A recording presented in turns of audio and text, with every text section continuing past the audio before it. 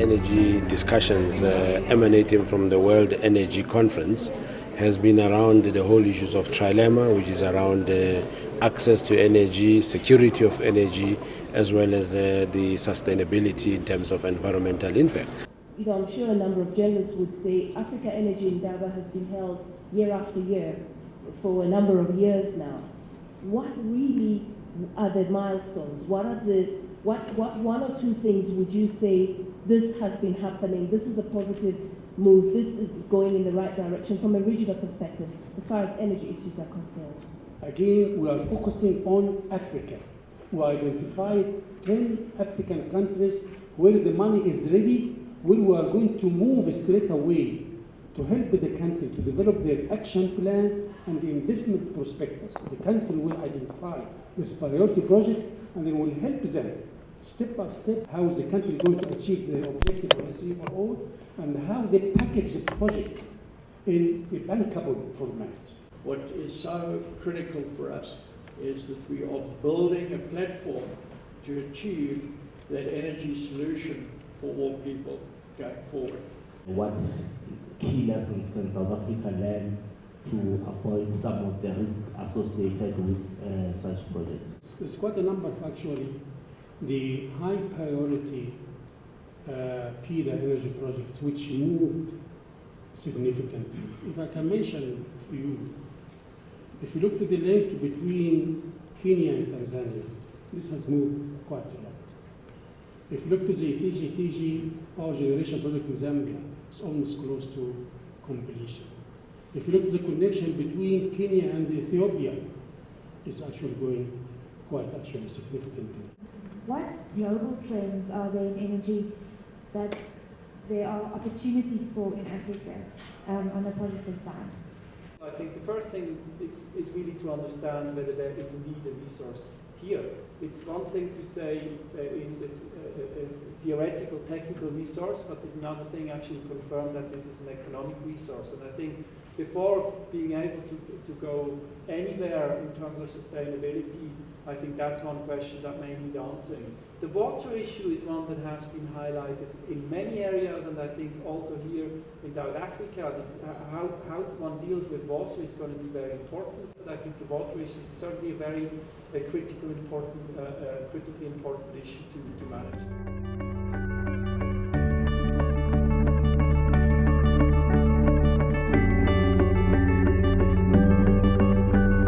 Our task is really to look to the implementation of all these developmental programs for Africa.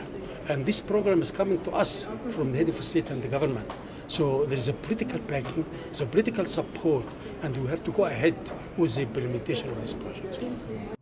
I would like to ask the panel, does anyone have any information as to what's happening up in the DRC? It's been mooted over the many years that we're going to build this enormous hydroelectric scheme. And given the current politics which is going on in the DRC, do you think it will ever get off the ground? Because I believe it's meant to be the solution to energy in Africa.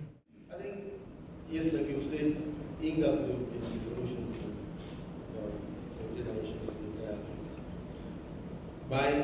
My thinking is, I think what could have derailed the progress of that is the political stability in the country as it is right now.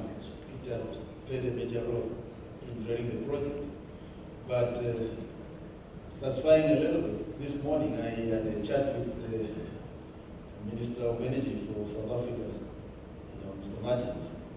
And one of the things we'll be discussing is to discuss the way into DRC, seeing that things are trying to take shape. So it will kick off, but to my own understanding, it was purely stability in the political arena wasn't preparing to allow the thing going. The implementation, you see, of these projects, that has to rely on whether, we have good legal, policy and regulatory sort of basis, all countries. I think leave out one thing. If you are talking about, for instance, Africa, where you have regions, the issue of harmonizing these three areas, I think is missing, very, very significantly. And that leads, to the fact that after the NEPA has referred these projects to individual countries to implement, sometimes they are delayed or they are never implemented because NEPA will just refer without knowing whether the regulatory, legal, and policy frameworks do exist in those countries. But more than that, are they harmonized? They are not harmonized in all regions of Africa. Thank you, sir. This is why it's taking so long. So again, you need the resource, you need the market, you need the bankable project. It's easier said than done. And as you said, execution is key to delivering these type of projects. Now we see that we've got very big gas finds in the Mozambique Channel. I'm looking at Mozambique, Tanzania, and also Malagasy. And I think within the regional planning and regional development of this process, what is NEPA looking at this area and how it would actually sort of impact on the other surrounding areas, as far as maybe I would say even the Rwanda and even other countries as Zambia? I can confine myself to be that one of the 15 projects is a gas pipeline from Nigeria going to Niger, Algeria, and then it will go to actually to Europe. That project is one of actually high priority project in BIDA. Not only that, in BC, which is the chairmanship actually initiative initiated by His Excellency the President of South Africa. We have 5 projects. Each one is being championed by head of state to ensure that that project is moving. One of these 5 projects is the gas pipeline from Nigeria to Algeria going to the north. And actually that project is really moving pretty well. As you know, a regional project are not really easy to move as a national one because it involves more than one country. So there are regional issues which you need to attend to it for a project actually to move in. But that project actually is moving in. Talking about East Africa and the Southern Africa, with PIDA, we really called upon the national utilities, the regional utilities to submit their priority projects. And then among the utilities and the region, they put selection criteria. Which project we should start first in the coming, what we call it short-term plan, from now until 2020. What will come from 2020 to 2030, we call it medium plan. What comes from 2030 to 2040, long-term plan. Whatever project actually is completed in the short term, we move the next one from the medium to extreme, depending upon the recommendation which is coming from the respective region, and they have to agree among themselves. Because the element of ownership is very important. If you don't have element of ownership at the national and regional level, normally the project actually does not move.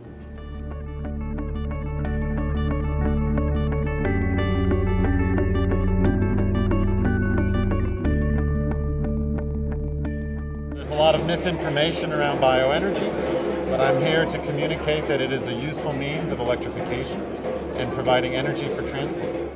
I was hoping that you could elaborate on ways that the hub is interacting with national governments to achieve your goal of integration, and pick a country of your choosing or pick South Africa to explain in a concrete way the mechanisms by which the private sector could engage directly with SE for All efforts. I think that the hub can play a significant role. The process of designing it has been an inclusive process, a highly consultative process. It has a political buy-in, and the fact that the countries are adhering to that process is also a reflection of the fact that it has a certain level of appropriation and ownership. When we look to the short-term plan, we have got 15 energy project, which we call it high priority energy project. 9 on generation, and all the 9 are hydro, because there is a lot of hydro resource in Africa which actually are underutilized. And the hydro proved to be actually meeting one of the requirements which we used actually in our selection, which is economic viability. There's some requirement in the economics, on the environment, and on the availability as well, and on the market, and on the impact on the social cohesiveness and the involvement of the large number of population. Hydro came on the top, and the 9 generation project are all actually hydro. We have got 4 corridors which would link all the utilities in Africa from north to south, from east to west, from central going down.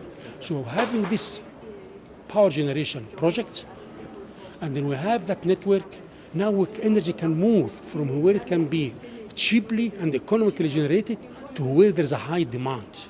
And this, of course, will increase and encourage trade between the countries involved. And this will be a major source for peace and stability in the country and development as well. We believe the continent is rich in different minerals, especially in oil and gas. A lot of UAE private companies, some of them they are owned by the government. They have huge projects in the continent. They are investment, especially in gas, and we believe that the relation is growing. Abu Dhabi has hosted the World Sustainable Energy, and this year the summit was hosted 3 important world African leaders, and they discussed the opportunity to invest in Africa. We believe in the UAE, Africa is rising, and we need to participate and to work together and benefit each other. As GGDA, we found it important and crucial that we contribute in bringing in our participants in Gauteng, being from the business sector, as well as ourselves, to shape the discussions to ensure that the trilemma debates are more shaped to benefit the economy of Africa.